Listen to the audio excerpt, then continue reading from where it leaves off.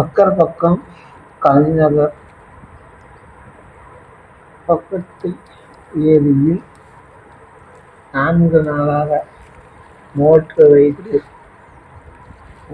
Motor வைத்து தண்ணி எடுக்கிறாங்க மீன் பிடிக்க. இன்னமும் தண்ணி குறைஞ்ச பரவாயில்ல.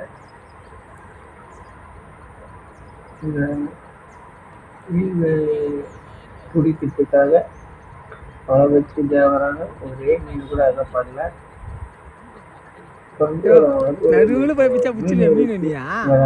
போன கையிலேயே வலிக்கிச்சாதான் மீன் மாட்டான். சென்டரா போய் வலிச்சிருவாரு. தண்ணி இருக்கு.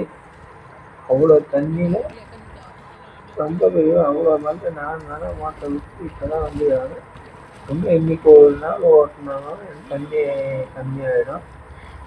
இவ்வளோ தொலைவு இருக்கு. இன்னும் முட்டை அவ்வளோ தண்ணி இருக்குது. இன்னும் இவ்வளோ தண்ணி இருக்கு. பணத்தை மட்டும் ஓட்டிட்டு அவ்வளோ இருக்குதா? எவ்வளோ மீன் பிடிப்பாங்க இருக்குன்னு தெரியல.